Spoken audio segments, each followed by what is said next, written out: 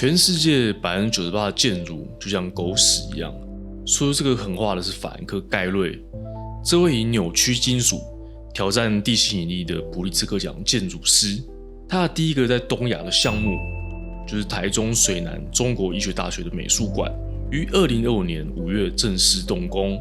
这座美术馆是台湾建筑史上的里程碑，也承载了将台湾建筑推向国际的野心。究竟这位传奇大师是何许人也？就请听我娓娓道来。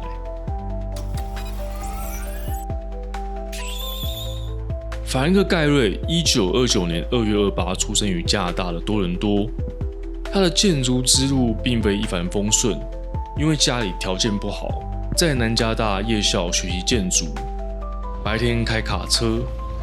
那段日子让他学会了如何在混乱中找到秩序。1960年代，他在洛杉矶开设自己的建筑事务所，早期作品多是商业项目，比如购物中心，但这些无聊的设计无法满足他的野心。后来让盖瑞名声大噪的是他的实验性作品，他自己的家。他在 Santa Monica 买了一栋平房，然后用铁皮浪板、玻璃和木材把房子改造成一个迷之屋。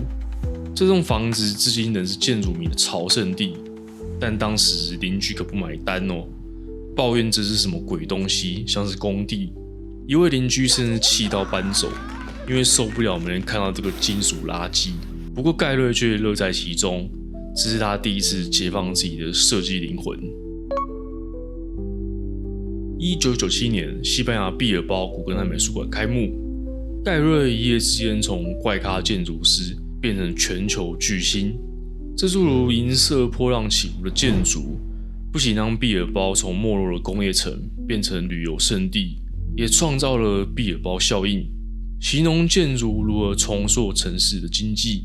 盖瑞的设计灵感来自于一条鱼，他用电脑软体模拟出流线型的钛合金外墙，不过当时的技术几乎是跟不上他的脑洞。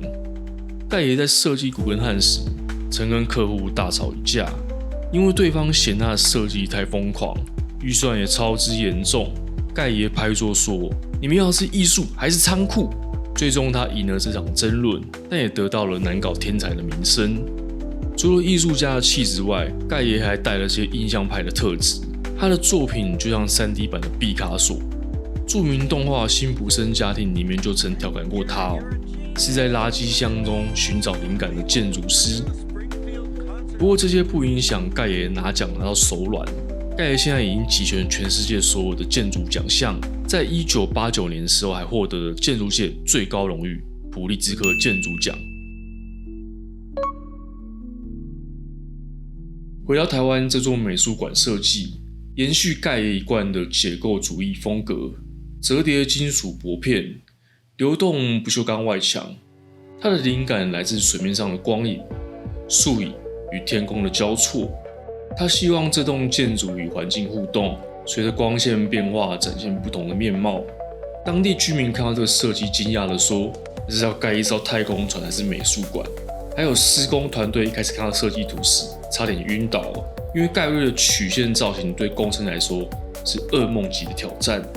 这项目由中国医学大学董事长蔡长海亲自邀请盖瑞操刀。蔡董是盖瑞的粉丝，坚持美术馆非盖瑞不可。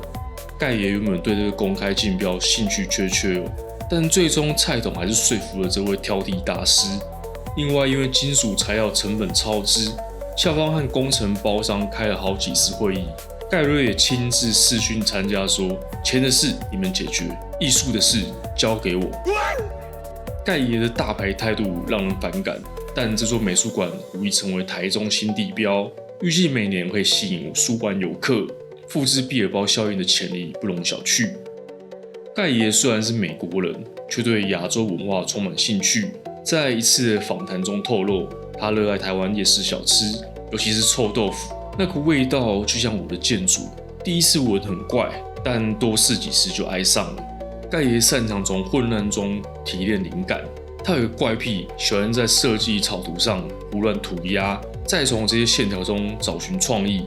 他的办公桌常被形容为被龙卷风扫过，但正是这片混乱孕育了一个又一个的惊世之作。有人批评他的建筑华而不实，甚至戏称像被压扁的易开罐。在设计巴黎路易威登基金会时，当地的居民曾发起抗议，认为那座和玻璃帆船般的建筑破坏了城市天际线。盖爷的回应也十分直接，不喜欢的人可以闭上眼。这句话让他被贴上傲慢的标签，但也展现了他无畏创新的精神。他的知名作品还有阿布达比的新古根汉美术馆、西雅图的流行文化博物馆、洛杉矶华特迪士尼音乐厅、巴拿马生物多样性博物馆、法国卢马艺术实验中心、荷兰国民人寿保险公司大楼，彻底地改变了世界对建筑的想象。另外，较少为人知的是，脸书总部也是盖爷设计的。他与脸书的合作故事于2012年，当时28岁的创始人马克·扎克伯选择了83岁的传奇建筑师，为加州的总部设计新大楼。这一合作展现了科技和建筑的碰撞，以及盖爷如何适应客户需求，创造出与他以往标志性风格截然不同的建筑。小扎明确要求建筑低调、务实且成本效益高，而盖爷最初提出带有蝴蝶翼的造型方案，但被认为太浮夸，与公司文化不符。脸书希望这栋建筑匿名低调，那当初干嘛找盖爷嘞？盖爷最终放弃他惯用的闪耀金属外观，转而设计一个仓库式的矩形建筑，采用简单的混凝土金属玻璃结构，与周边低调的办公区融为一体。内部则是全球最大开放式的办公空间，强调员工间的协作。这是盖爷难得愿意妥协的作品，看来大师还是肯妥协的，只要钱给的够多。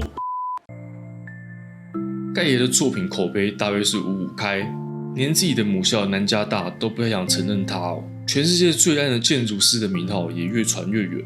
不过老爷子无所谓，宗旨到底还要我述几次？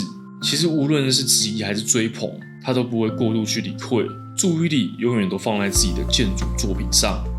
盖爷在台湾的建筑项目虽然目前仅有美术馆，但其影响力已经开始发酵。从设计到施工，这座美术馆不仅是盖爷的结构主义作品，更是台湾文化与国际接轨的象征。无论民众吐槽、承包商靠背，还是盖爷艺术至上的哲学，这些都为这个案子增添了传奇色彩。2028年，当这座如水彩画般的建筑亮相，台中甚至整个台湾都将因为盖瑞的奇想而更加闪耀。OK， 本期影片就到这边，欢迎订阅分享，我们下次见 ，See you。